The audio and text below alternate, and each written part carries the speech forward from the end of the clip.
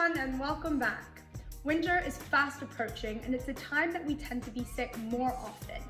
In this video, I'll be sharing a few simple ways to strengthen your immune system to prevent yourself from being sick all the time over the next few months.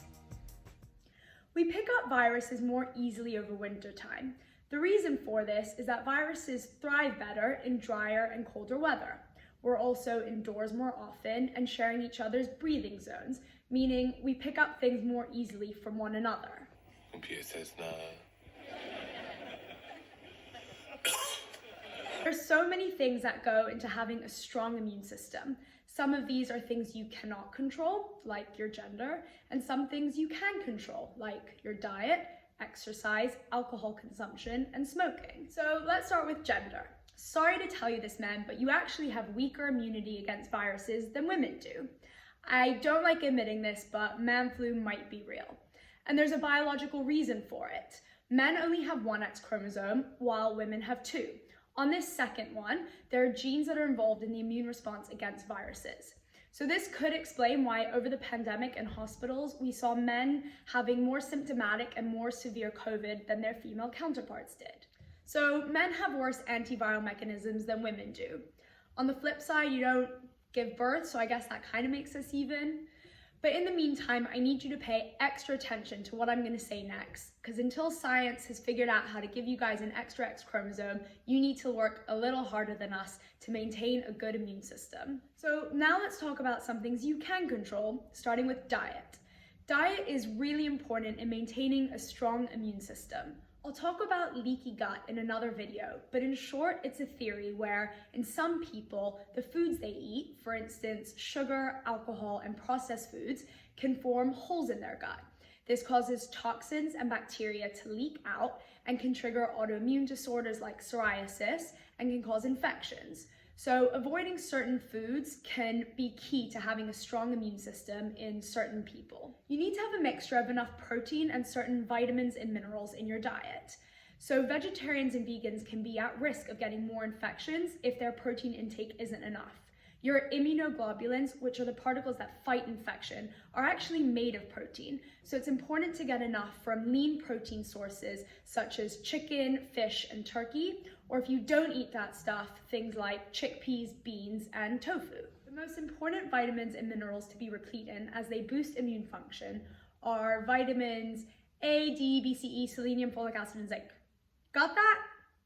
Luckily for us, all these are found in similar sorts of foods. These are all found in protein sources, vegetables, fruits, certain nuts. In fact, when I was a medical student, an infectious disease doctor used to make me run out to the local supermarket to buy his patients Brazil nuts to replenish their selenium. I'd now like to focus especially on vitamin D, which is very important in activating our immune systems when we have infection. For instance, people with infections like tuberculosis who have low vitamin D levels actually do worse than patients who have normal vitamin D levels. Vitamin D also has an interesting role in lots of other diseases. For instance, it's been shown that people who live farther away from the equator with lower vitamin D levels are actually at a greater risk of getting multiple sclerosis. It can be kind of a difficult vitamin to get though. We get it through our diet in foods like milk, salmon, mackerel, tuna fish, and cod liver oil. And it's also made in our bodies by a reaction when sunlight hits our fat cells. You need to be in strong sunlight with both arms and both legs exposed for about 20 minutes to get your daily vitamin D dose.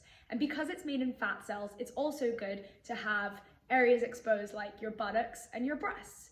So basically what I'm trying to say is naked sun tanning is the best way to get your vitamin D. In case that's not your style though, luckily there is an alternative. Just take 10,000 units of vitamin D3 a week in a pill. So let's say about 1,000 units a day or 5,000 every few days. This is a brand that I would recommend. I really believe that everyone should be taking vitamin D tablets.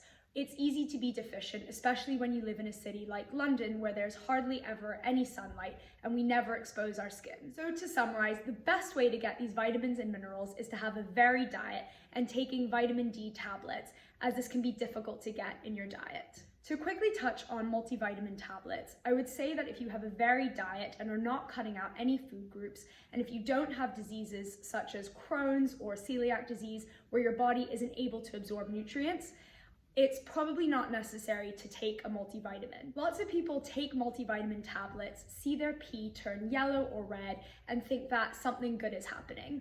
No, this is just your body rejecting the vitamins and peeing them out because you already have a sufficient amount. So it's kind of unnecessary to take these extra vitamins. Now let's talk about two toxins that can affect our immune systems: smoking and alcohol. Smoking dampens the immune system. In fact, we don't like telling patients this and encouraging smoking, but smoking can actually help with certain autoimmune diseases like ulcerative colitis by dampening the immune system from attacking the gut. Alcohol. Alcohol in excess isn't great for you. The British guidelines recommend about 6 glasses a week. There's a Persian belief that alcohol kills the germs when you're sick. As much as my Persian father, with his imaginary medical degree, loves giving this advice out to anyone he comes across who's sick, before you grab a bottle of vodka, it's sadly not true. Although alcohol doesn't kill the germs, unfortunately, there is some evidence that shows moderate alcohol intake can boost your immune system, so maybe 1 shot is okay. Now let's talk about sleep and stress. Sleep is a restoration time for our body when particles are released to fight infection. When we're stressed, the hormone cortisol is released, which weakens our immune systems. I know we're all stressed and sleep deprived these days, but it's important to get at least 7 hours of sleep a night. There are lots of things we can do to try to reduce stress and increase sleep. It's just a matter of figuring out what works best for you. It could mean doing Pilates, yoga, meditation, moving out of your parents' house, or maybe just setting boundaries at work. The last thing to talk about is exercise, which is an immune system booster. In fact, in hospital, we use quadricep vault to determine how likely it is that a smoker will develop a chest infection. The smaller the muscle, the more likely they are to develop an infection. So it's really important over wintertime to maintain a regular exercise regime with muscle building and strengthening exercises. So in summary, the things you can do to strengthen your immune system for this winter is having a varied diet with lots of protein, taking vitamin D tablets, sleeping enough and reducing your stress, exercising regularly, and avoiding alcohol in excess if you feel like you're getting sick. Oh, and of course, not being a man. Thank you so much for watching. In a video coming up, I'll be talking to my favorite pharmacist in London about the top over-the-counter products you'll need for your medicine cabinets for this winter to stay healthy and well. Bye!